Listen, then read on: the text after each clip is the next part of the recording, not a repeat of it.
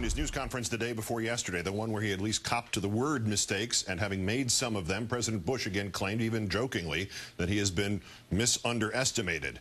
In our fourth story in the countdown, no joke, unfortunately, earlier this evening when his Vice President Dick Cheney insisted that the Bush White House has not made any mistakes, only underestimated things.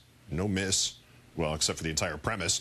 The Bush Legacy Whitewash Tour with two participants in today's editions. In an exit interview airing tonight on PBS, Vice President Cheney telling Jim Lehrer, quote, "The argument that this is a failed presidency is just dead wrong," adding that some things, just a few things, have been merely underestimated.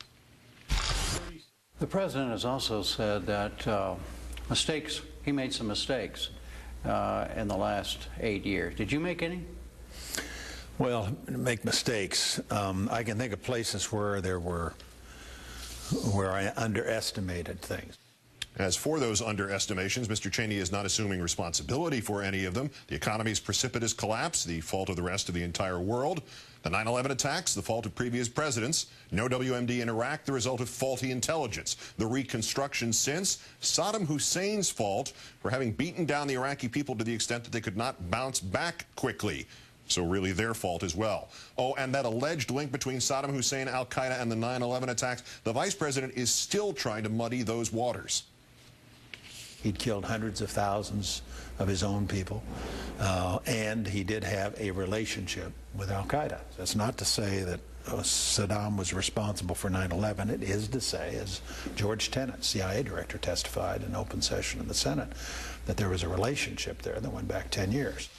President Bush, meanwhile, followed up his last Q&A session with the press with an interview with Larry King, in which Mr. Bush knocked Washington for its tone, especially any criticism of him during the 2008 campaign by Barack Obama and others.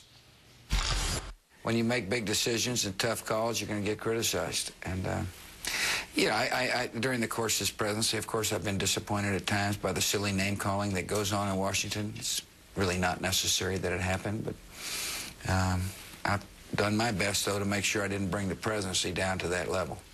Former White House Press Secretary Scott McClellan joins us now, author of What Happened Inside the Bush White House and the Washington Culture of Deception. Good evening, Scott. Welcome back. Good evening, Keith. Glad to be back. Two of the recurring themes in your book, that the White House used propaganda to sell the war and that it took a permanent campaign approach to governing. Are we seeing both of these things in this sort of exit tour of interviews? Oh, I think absolutely. Nothing's really changed. What's really missing in this whole legacy tour or legacy project is candor. Candor about substance and policy mistakes that the president is not acknowledging. And there's a disconnect there between the public's view of his presidency and his own view and the vice president's view of this presidency. And the only way you even begin to close that disconnect is to openly and candidly acknowledge the substantive mistakes that were made or the policy mistakes that were made. But all we're seeing now is really a calculated effort to engage in a political marketing campaign to try to shape the legacy for the better. But you can't do that because unless you candidly acknowledge those mistakes, you're not going to get people to listen to some of the more notable policy achievements that are a good story to tell. Which is likelier from your vantage point and your experience with these men? Do the president and the vice president actually think that they didn't make any significant mistakes, or as it is with the pre-war intelligence, are they cherry-picking the information and sort of selling only what they want us to remember of this administration?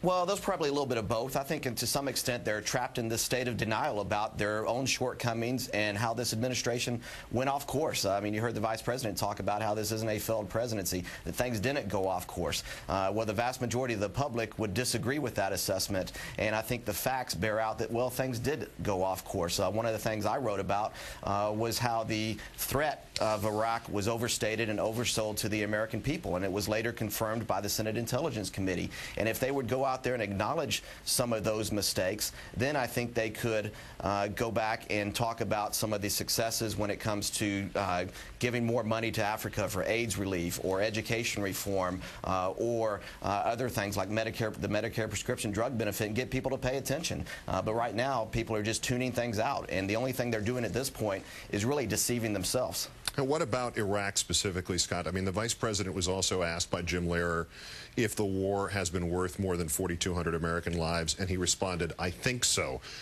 Is that an answer he's going to wish he could take back, or is, part of the deal about being Dick Cheney means never having to say you're sorry?